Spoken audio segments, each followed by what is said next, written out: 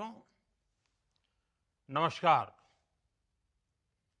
हम सभी ने बीते दिनों में देश का सामर्थ्य और उसका संयम दोनों देखा है। मैं सबसे पहले भारत की पराक्रमी सेनाओं को, सशस्त्र बलों को, हमारी खुफिया एजेंसियों को, हमारे वैज्ञानिकों को, हर भारतवासी की तरफ से सैल्यूट करता हूं। हमारे वीर सैनिकों ने ऑपरेशन सिंदूर के लक्ष्यों की प्राप्ति के लिए असीम शौर्य का प्रदर्शन किया। मैं उनकी वीरता को, उनके साहस को, उनके पराक्रम को आज समर्पित करता हूं हमारे देश की हर माता को, देश की हर बहन को और देश की हर बेटी को ये पराक्रम समर्पित करता हूं। साथियों, 22 अप्रैल को पहलगाम में आतंकवादियों ने जो बर्बरता दिखाई थी, उसने देश और दुनिया को झकझोर दिया था। छुट्टियां मना रहे निर्दोष मासूम नागरिकों को धर्म पूछकर उनके परिवार के सामने, उनके बच्चों के सामने बेरहमी से मार डालना, यह आतंक का बहुत विभत्स चेहरा था, क्रूरता थी। ये देश के सद्भाव को तोड़ने की घिनौनी कोशिश भी थी। मेरे लिए व्यक्तिगत रूप से ये पीड़ा बहुत बड़ी थी। इस आतंकी हमले के बाद सारा राष्ट्र, हर नागरिक, हर समाज, हर वर्ग, हर राजनीतिक दल एक स्वर में आतंक के खिलाफ कड़ी कार्रवाई के लिए उठ खड़ा हुआ। हमने आतंकवादियों को मिट्टी में मिलाने के लिए भारत की सेनाओं को पूरी छूट दे दी और आज हर आतंकी, आतंक का हर संगठन जान चुका है कि हमारी बहनों बेटियों के माथे से सिंदूर हटाने का अंजाम क्या होता है। साथियों, ऑपरेशन सिंदूर ये सिर्फ नाम नहीं है,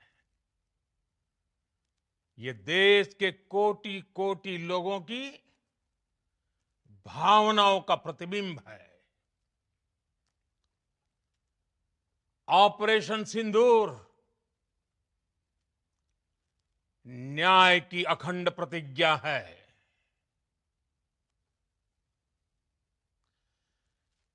6 मई की देर रात, 7 मई की सुबह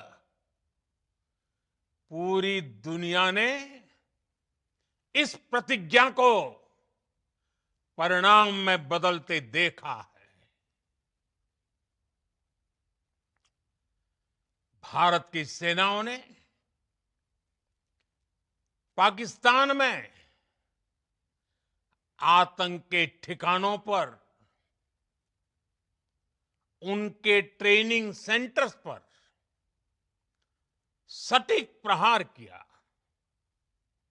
आतंकियों ने सपने में भी नहीं सोचा था कि भारत इतना बड़ा फैसला ले सकता है। लेकिन जब देश एकजुट होता है, नेशन फर्स्ट की भावना से भरा होता है, राष्ट्र सर्वोपरि होता है, तो फौलादी फैसले लिए जाते हैं, परिणाम लाकर दिखाए जाते हैं। जब पाकिस्तान में आतंक के अड्डों पर भारत की मिसाइलों ने हमला बोला, भारत के ड्रोन्स ने हमला बोला, तो आतंकी संगठनों की इमारतें नहीं, बल्कि उनका हौसला भी थर्रा गया। बहावलपुर और मुरिद के जैसे आतंकी ठिकाने एक प्रकार से ग्लोबल टेररिज्म की यूनिवर्सिटीज रही है।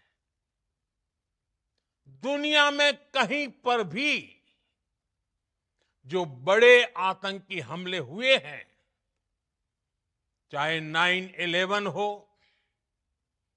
चाहे लंदन ट्यूब बॉम्बिंग हो, या भारत में दशकों से जो बड़े बड़े आतंकी हमले हुए हैं, उन सब के तार कहीं ना कहीं आतंक के इन्हीं ठिकानों से जुड़ते रहे हैं। आतंकियों ने हमारी बहनों का सिंदूर उजाड़ा था, इसलिए भारत ने आतंक के ये हेडक्वार्टर्स उजाड़ दिए। भारत के इन हमलों में 100 से अधिक खूंखार आतंकवादियों को मौत के घाट उतारा गया है। आतंक के बहुत सारे आका बीते 2.5-3 दशकों से खुलेआम पाकिस्तान में घूम रहे थे, जो भारत के खिलाफ साजिशें करते थे। उन्हें भारत ने एक झटके में खत्म कर दिया। साथियों, भारत की इस कार्रवाई से पाकिस्तान घोर निराशा में गिर गया था, हताशा में गिर गया था, बौखला गया था। और इसी बौखलाहट में उसने एक और दुस्साहस किया। आतंक पर भारत की कार्रवाई का साथ देने के बजाय पाकिस्तान ने भारत पर ही हमला करना शुरू कर दिया। पाकिस्तान ने हमारे स्कूलों, कॉलेजों को, गुरुद्वारों को, मंदिरों को, सामान्य नागरिकों के घरों को निशाना बनाया। पाकिस्तान ने हमारे सैन्य ठिकानों को निशाना बनाया। लेकिन इसमें भी पाकिस्तान खुद बेनकाब हो गया। दुनिया ने देखा कि कैसे पाकिस्तान के ड्रोन्स, पाकिस्तान की मिसाइलें भारत के सामने तिनके की तरह बिखर गई। भारत के सशक्त एयर डिफेंस सिस्टम ने उन्हें आसमान में ही नष्ट कर दिया। पाकिस्तान की तैयारी सीमा पर वार की थी, लेकिन भारत ने पाकिस्तान के सीने पर वार कर दिया। भारत के ड्रोन्स, भारत की मिसाइलों ने सटीकता के साथ हमला किया। पाकिस्तानी वायुसेना के उन एयरबेस को नुकसान पहुंचाया, जिस पर पाकिस्तान को बहुत घमंड था। भारत ने पहले 3 दिनों में ही पाकिस्तान को इतना तबाह कर दिया जिसका उसे अंदाजा भी नहीं था। इसलिए भारत की आक्रामक कार्रवाई के बाद पाकिस्तान बचने के रास्ते खोजने लगा। पाकिस्तान दुनिया भर में तनाव कम करने के लिए गुहार लगा रहा था और बुरी तरह पीटने के बाद इसी मजबूरी में 10 मई की दोपहर को पाकिस्तानी सेना ने हमारे डीजीएमओ को संपर्क किया। तब तक हम आतंकवाद के इंफ्रास्ट्रक्चर को बड़े पैमाने पर तबाह कर चुके थे। आतंकियों को मौत के घाट उतार दिया गया था। पाकिस्तान के सीने में बसाए गए आतंक के अड्डों को हमने खंडहर बना दिया था। इसलिए जब पाकिस्तान की तरफ से गुहार लगाई गई, पाकिस्तान की तरफ से जब ये कहा गया कि उसकी ओर से आगे कोई आतंकी गतिविधि और सैन्य दुस्साहस नहीं दिखाया जाएगा, तो भारत ने भी उस पर विचार किया। और मैं फिर दोहरा रहा हूं, हमने पाकिस्तान के आतंकी और सैन्य ठिकानों पर अपनी जवाबी कार्रवाई को अभी सिर्फ स्थगित किया है। आने वाले दिनों में हम पाकिस्तान के हर कदम को इस कसौटी पर मापेंगे कि वो क्या रवैया अपनाता है। साथियों, भारत की तीनों सेनाएं, हमारी एयरफोर्स, हमारी आर्मी और हमारी नेवी, हमारी border security force BSF, Bharat के अर्धसैनिक बल लगातार अलर्ट पर है। सर्जिकल स्ट्राइक और एयर स्ट्राइक के बाद अब ऑपरेशन सिंदूर आतंक के खिलाफ भारत की नीति है। ऑपरेशन सिंदूर ने आतंक के खिलाफ लड़ाई में एक नई लकीर खींच दी है, एक नया पैमाना, न्यू नॉर्मल तय कर दिया है। पहला, भारत पर आतंकी हमला हुआ तो मुंह तोड़ जवाब दिया जाएगा। हम अपने तरीके से, अपनी शर्तों पर जवाब देकर रहेंगे।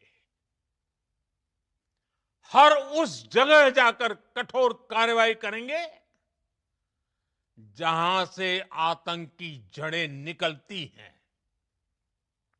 दूसरा,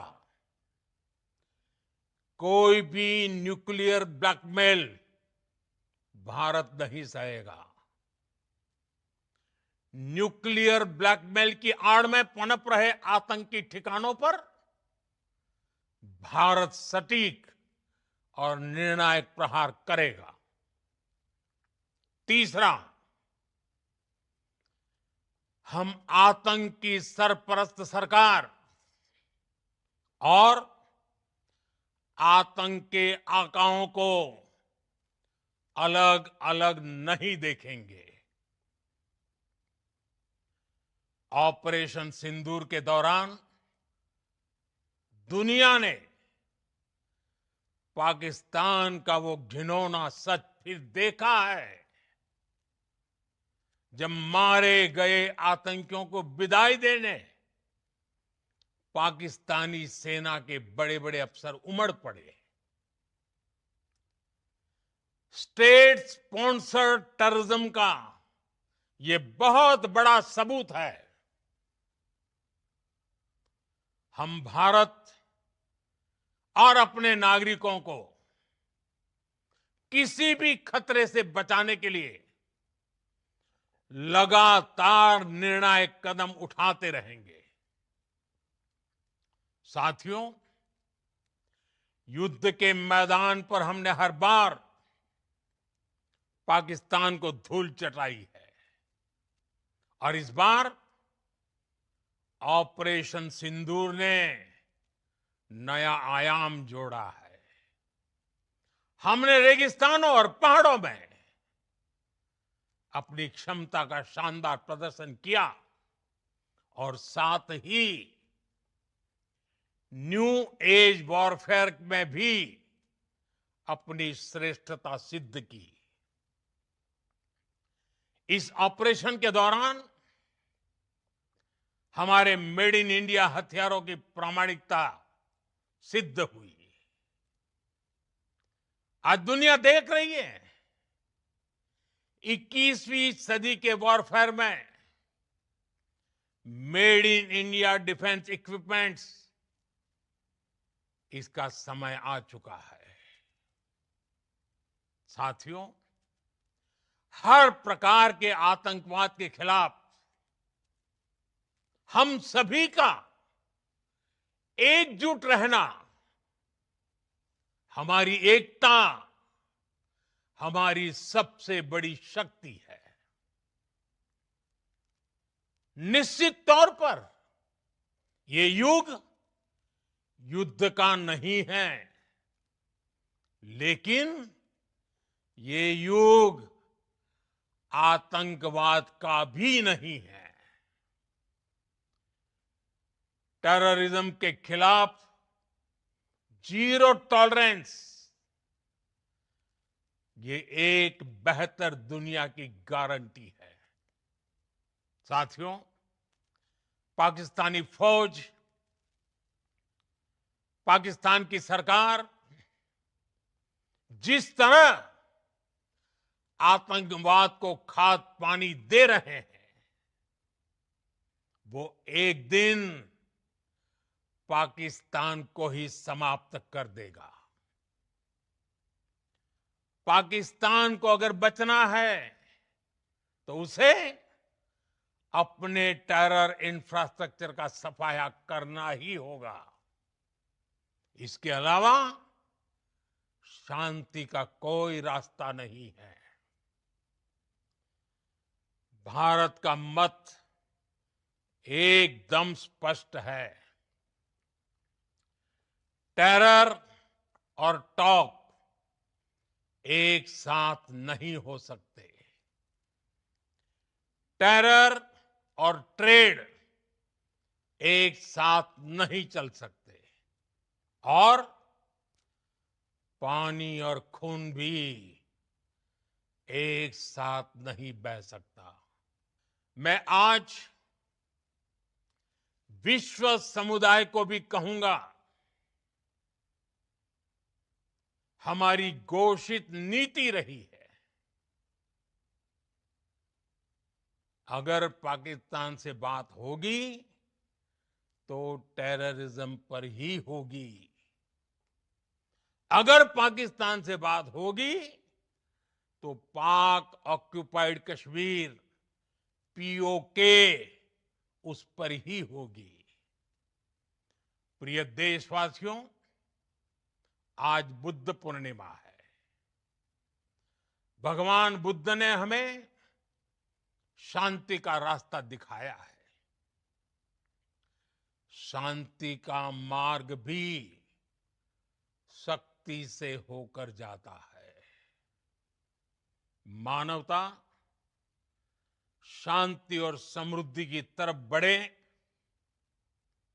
हर भारतीय शांति से जी सके, विकसित भारत के सपने को पूरा कर सके, इसके लिए भारत का शक्तिशाली होना बहुत जरूरी है।